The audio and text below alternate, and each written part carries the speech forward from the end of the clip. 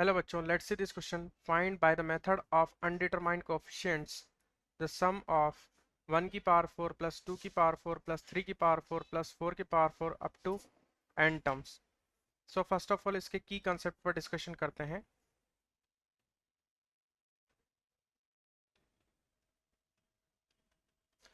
सो यहाँ पर हमें जो सीरीज गिवन है, सबसे पहले उस सीरीज को अनडिटरमाइंड कोएफिशिएंट की फॉर्म में हम लिख लेंगे.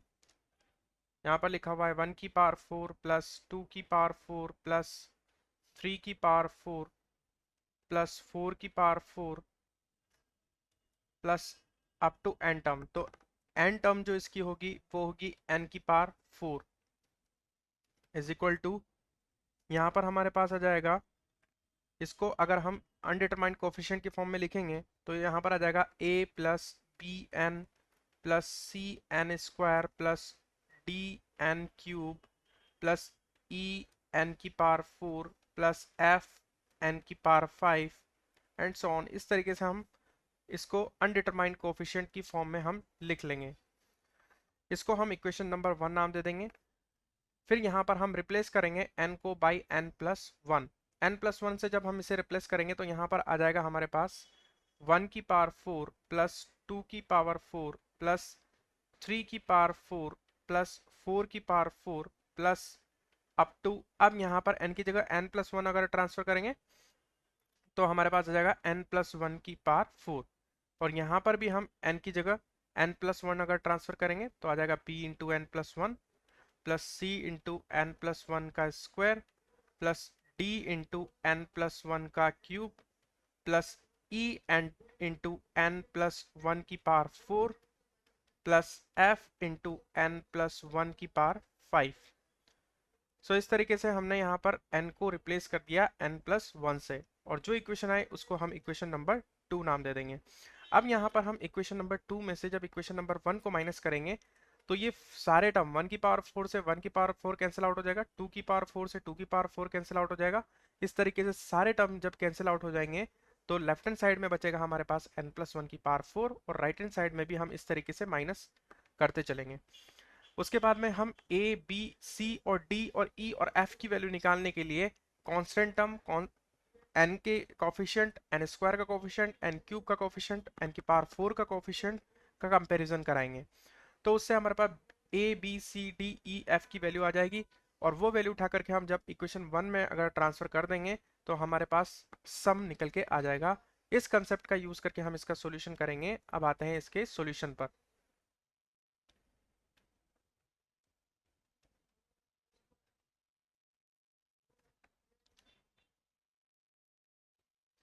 अब यहाँ पर हम क्या करेंगे, इक्वेशन नंबर 2 में से हम करते हैं इक्वेशन नंबर 1 को माइनस. जैसे ही हम माइनस करेंगे आगे वाली सारी टर्म कट जाएगी और हमारे पास यहाँ पर आ जाएगा n प्लस वन की power 4 is equal to, a में से a माइनस हो जाएगा तो यहाँ पर आ जाएगा 0 प्लस यहाँ आ जाएगा b into N plus one minus n.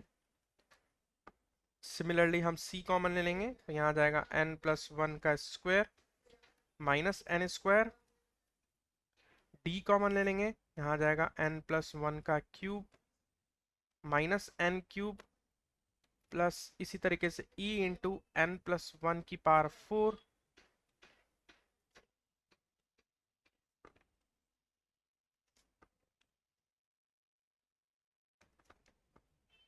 n plus one की पावर 4 माइनस n पावर 4.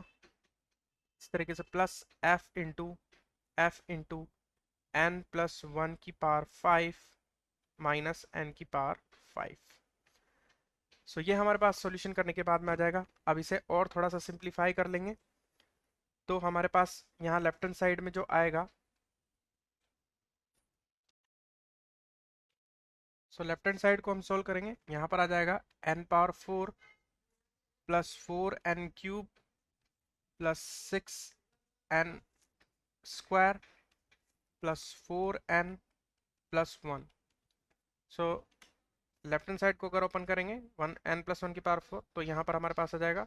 अब यहाँ पर इसको भी सिंप्लीफाई कर लेंगे, n प्लस वन में से n माइनस करेंगे, n से n कैंसिल आउट हो जाएगा, यहाँ पर प्लस b आ जाएगा. सिमिलरली यहाँ पर n प्लस वन का स्क्वायर में से n स्क्वायर माइनस करेंगे and so on.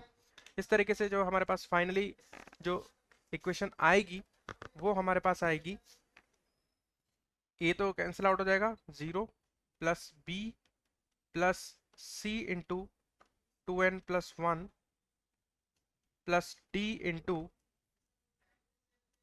3n² plus 3n+1 plus e into 4n³ plus 6n² plus 4n+1 plus f into 5n⁴ plus 10n³ plus 10n² plus 5n+1। ये simplify करने पर आ जाएगा। अब यहाँ पर हम देखेंगे n+1⁵ को आप सिंपली n+1 का स्क्वायर इंटू n+1 का क्यूब करके भी सोल्व कर सकते हैं, या फिर यहाँ पर बाइनोमियल एक्सपेंशन लगा के भी आप सोल्व कर सकते हैं। n⁵ में से n⁵ को जब आप कैंसिल करेंगे तो यहाँ पर यही निकल के आएगा। अब क्या करेंगे, इसको अरेंज कर देंगे।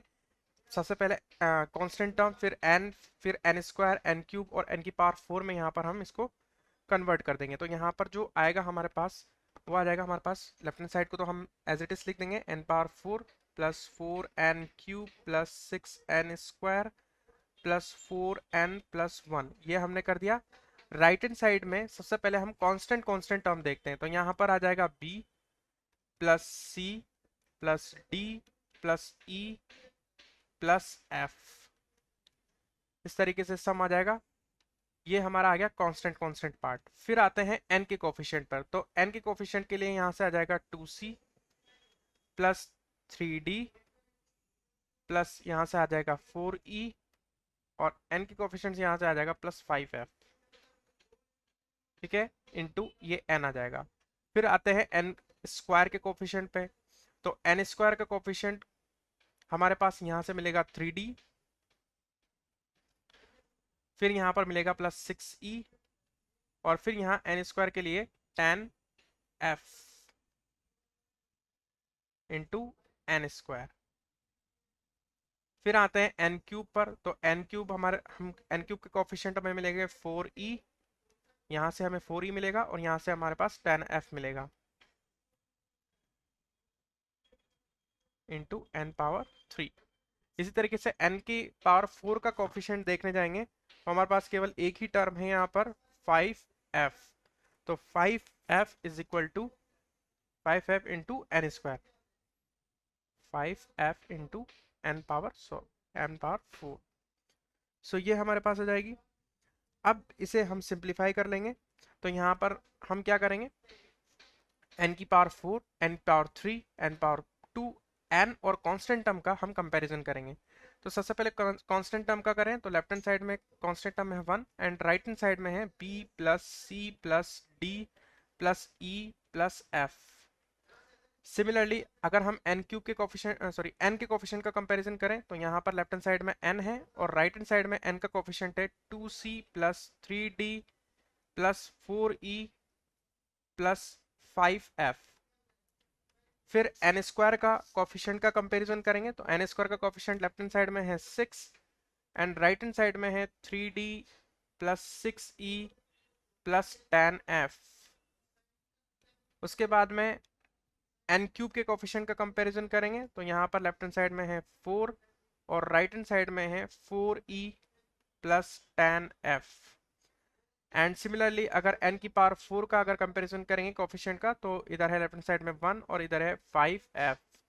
तो आप यहाँ से देख सकते हैं f की जो वैल्यू आएगी वो हमारे पास आएगी 1/5। ये आ गई हमारे पास f की वैल्यू। f की वैल्यू उठा करके हम इस इक्वेशन में रखेंगे तो यहाँ पर से जो e की वैल्यू आएगी 1/2। तो यहाँ से e की वैल्यू हमारे पास आ जाएगी 1/2। e और f की वैल्यू इस वाले इक्वेशन में रखेंगे तो यहाँ पर हमारे पास आ जाएगी d की वैल्यू, और जो d की वैल्यू आएगी हमारे पास वो वैल्यू आ जाएगी हमारे पास 1/3। सिमिलरली d e f की वैल्यू अगर हम इस वाले इक्वेशन में डालते हैं तो यहाँ पर हमारे पास c की वैल्यू आएगी, और c की वैल्यू जब यहाँ पर आएगी तो वो आ जाएगी हमारे पास 0। इसी तरीके से c d e और f की वैल्यू अगर यहाँ पर हम डालते हैं तो यहाँ से b की वैल्यू निकल के आएगी और जो b की वैल्यू आएगी हमारे पास वो आ जाएगी -1/30। तो यहाँ पर b c d e और f की वैल्यू हमने निकाल लिए। ये सारी वैल्यू उठा करके हम इक्वेशन 1 में ट्रांसफर कर देंगे। तो इक्वेशन 1 में जब हम इसे ट्रांसफर करेंगे तो यहाँ पर हमारे पास ये सारा सम निकल के आ जाएगा 1 की पावर 4 प्लस 2 की पावर 4 प्लस 3 की पावर 4 अप टू n की पावर 4, और इसको हम मान लेंगे कैपिटल S। तो A B C D और E और F की वैल्यू अगर हम इसमें रखेंगे तो हमारे पास जो सम हमें मिलेगा जिसको हमने कैपिटल S नाम दिया वो हमें मिलेगा A -1/30n plus 1/3n³ plus 1/2n², sorry n की पावर 4 प्लस 1/5 n की पावर 5। सो ये सम हमें मिल जाएगा। अब यहाँ पर केवल एक ही हमारे पास अनडिटरमाइंड कोफिशिएंट बचा हुआ है, कैपिटल है। इसकी वैल्यू निकालने के लिए हम क्या करेंगे, n is equal to 1 equation 1 में पुट करेंगे। तो इक्वेशन नंबर 1 में n इज इक्वल टू 1 और हमने b c d e f की वैल्यू यहाँ पर हमने ट्रांसफर कर ही दी है। तो ये वैल्यू ट्रांसफर करने के बाद में इक्वेशन 1 में जब हम ये ट्रांसफर करेंगे तो यहाँ पर 1 की पावर 4 दैट इज 1 आ जाएगा, और left hand right hand side में b से लेकर के f तक का जो सम आएगा, यहाँ से लेकर के यहाँ तक का जो सम आएगा वो भी 1 ही आएगा। इसको अगर हम लेफ्ट हैंड साइड में लेके आएंगे तो a की वैल्यू हमारे पास फाइनली आ जाएगी 0। तो जब n is equal to 1 equation 1 में रखेंगे तो a हमारे पास आ जाएगा बेटा 0। सो यहाँ पर टोटली जो सम आएगा हमारे पास आ जाएगा -1/30n plus 1/3n³ plus 1/2n power 4 plus 1/5n power 5। सो ये हमारा टोटल सम आ गया n की फॉर्म में, जो कि हमारा फाइनल सॉल्यूशन होगा।